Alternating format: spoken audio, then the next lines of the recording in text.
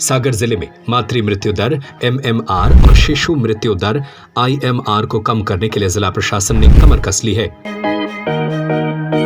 Gyanveer university में admission शुरू हो चुके हैं। यहाँ B Tech, agriculture, paramedical, nursing, law और मैनेजमेंट जैसे प्रोफेशनल कोर्स उपलब्ध है। ज्ञानवीर यूनिवर्सिटी खुरई के सरदार वल्लभ भाई पटेल ऑडिटोरियम में आयोजित मातृ एवं शिशु स्वास्थ्य उन्मुखीकरण एवं प्रशिक्षण कार्यक्रम के दौरान कलेक्टर ने स्वास्थ्य विभाग के मैदानी अमले को स्पष्ट संदेश दिया कि अब लापरवाही की कोई गुंजाइश नहीं है। हाई रिस्क प्रेगनेंसी के समय पर पहचान, सतत मॉनिटरिंग और 100% सटीक डेटा एंट्री सुनिश्चित करना हर स्वास्थ्य कार्यकर्ता की प्राथमिक जिम्मेदारी होगी। खुरई और माथौन ब्लॉक के लिए आयोजित सुमन पंचायत एवं त्रैमासिक टीकाकरण समीक्षा बैठक में CHO, ANM, आशा कार्यकर्ता और स्वास्थ्य विभाग के अधिकारियों को प्रशिक्षित किया गया। बैठक के दौरान पूर्व में सामने आई मैदानी त्रुटियों की केस स्टडी पर विस्तार से चर्चा हुई ताकि भविष्य में ऐसे गलतियों की पुनरावृत्ति न हो और हाई रिस्क गर्भवती महिलाओं को समय रहते बेहतर उपचार मिल सके। कलेक्टर ने कहा कि जिन राज्यों और जिलों ने मातृ एवं शिशु मृत्यु दर में उल्लेखनीय कमी लाई है, उनके पास भी लगभग वही संसाधन और मानव बल है जो हमारे पास उपलब्ध है। फर्क केवल कार्य की गुणवत्ता, संवेदनशीलता और समय पर फॉलो अप का है। उन्होंने सभी स्वास्थ्य कर्मियों से कहा कि हर गर्भवती महिला की नियमित निगरानी करें और किसी भी जोखिम वाले मामले को नजरअंदाज न करें।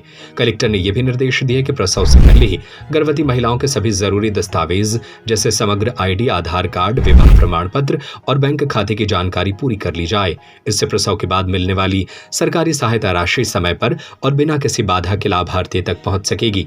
बैठक में टीकाकरण अभियान की भी समीक्षा की गई और स्वास्थ्य अमले को निर्देश दिए गए कि कोई भी पात्र महिला और नवजात टीकाकरण से वंचित न रहे। जिला प्रशासन का लक्ष्य बेहतर स्वास्थ्य सेवाओं के माध्यम से माताओं और नवजातों को सुरक्षित जीवन उपलब्ध कराना है। उसमें भी कोई भी महिला का नाम छूटना नहीं है, ये हम लोग सुनिश्चित करेंगे। जब एक बार हमें पता चल गया पहली एजेंसी से कि हमारा टारगेट ग्रुप कौन है, यानी हमारा लक्षित समूह कौन सा है जिस पे हमको काम करना है, तो फिर आपका काम शुरू हो जाता है कि फिर आगे उनकी सभी एजेंसीज जो आपको महीने की 9 तारीख को आप लोग जांच कराते हैं स्पेशलिस्ट से, डॉक्टर साहब से, वो जांचें। जब डिलीवरी का टाइम आता है तो कहाँ डिलीवरी उनकी होनी है ये देखना। डिलीवरी के बाद की जो अभी चर्चा हुई है कि गृह भेंट कितनी जरूरी है। जब हम किसी ऐसे घर में जाते हैं जहाँ महिला ने बच्चे को जन्म दिया है, जो नई डिलीवरी हुई है, और आप सबने देखा कि 0 से 28 दिन का जो टाइम है उसमें कितने ज़्यादा बाल मृत्यु हो रही है।